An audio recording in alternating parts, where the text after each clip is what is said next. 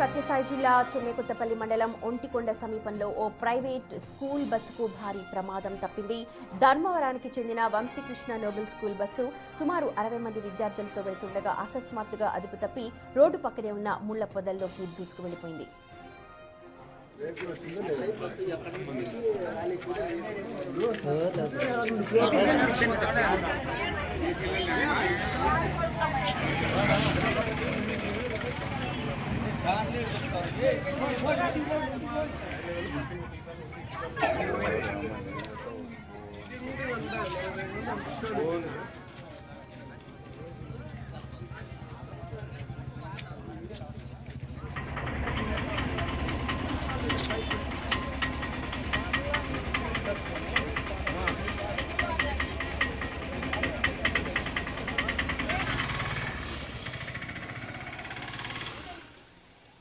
ప్రమాద వార్త తెలిసిన వెంటనే విద్యార్థుల తల్లిదండ్రులు ఆందోళనతో ఘటనా స్థలానికి చేరుకున్నారు.